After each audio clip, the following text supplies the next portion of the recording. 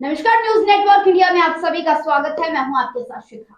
इस समय मेरे साथ मौजूद है रविंद्र फोगाट जी, जो कि एक बड़ी पार्टी से जुड़े हुए थे, लेकिन उन्हें टिकट नहीं मिली।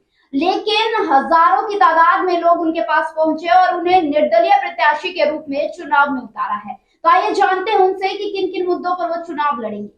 सबसे पहले तो रविंद्र फोगाट जी, आपका स्वागत है हमारे चैनल में। मैं आपसे पूछना चाहूंगी कि आप ये जो चुनाव लड़ रहे हैं, निर्दलीय प्रत्याशी के रूप में उतारा है, तो ये ऐसा क्यों हुआ?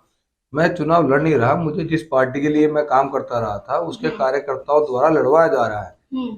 जो हमारे साथ पार्टी ने अनदेखी करी, जो गद्दारी एक रूप से हमारे साथ में करी कि एक निष्ठावान कार्यकर्ता को मौका न देके चाटुकार और चमचागिरी करने वाले एक कार्यकर्ता जरूर समझ के उसको मैदान में उतारा गया।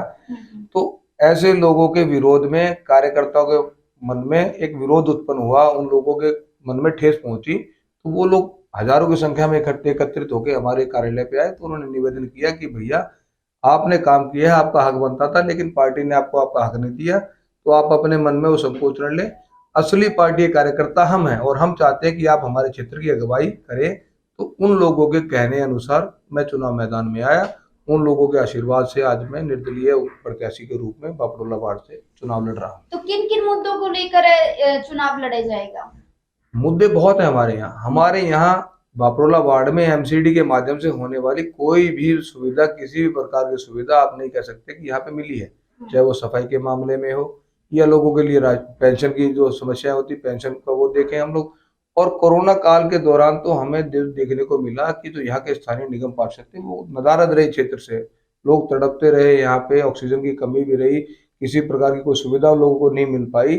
जो बच्चे एमसीडी प्राइवेट स्कूलों में पढ़ते थे, उन बच्चों के लिए जो राशन आता था वो राशन तक उन लोगों तक नहीं पहुंच पाया। तो एक जनप्रतिनिधि का एक दायित्व बनता था कि जिस समय उसकी जरूरत क्षेत्र के लोगों को, तो वो उनके बीच रहे, पर ऐसा नहीं रहा।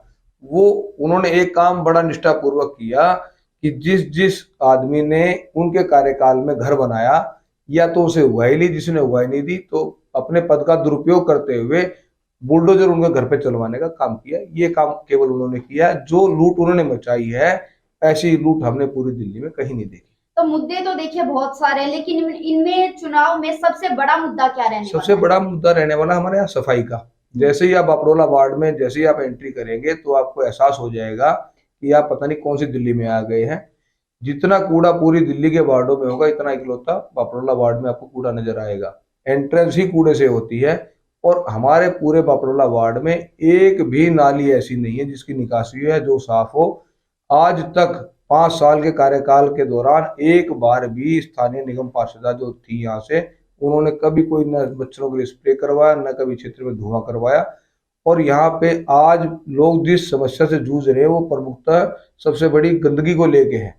कि 5 साल के दौरान कभी भी ये प्रयास नहीं किया गया कि जो खाली प्लॉटों के अंदर जो कूड़ा जमा है उसको उठवाया जाए, नालियों की सफाई करवाई जाए। कूड़े की गाड़ी कभी घर तक नहीं पहुंचती, तो मजबूरन लोगों को कूड़ा इधर उधर डालना पड़ता है, जिससे बीमारियों का बड़ा खतरा बना रहता है। तो चुनाव जीत जाने के बाद आगे की आपकी क्या प्लानिंग रहेगी? देखिए, चुनाव जीतने के बाद में सबसे पहला जो काम होगा अपने वार्ड की साफ सफाई करवाने का। जो कूड़े के अंबार लगे हैं उन अंबारों को हटवाने का, नालियों की निकासी करवाने का, एमसीडी के माध्यम से मिलने वाली सुविधाएं जन जन तक पहुंचाने का, यही मेरी प्राथमिकता होगी। Thank you.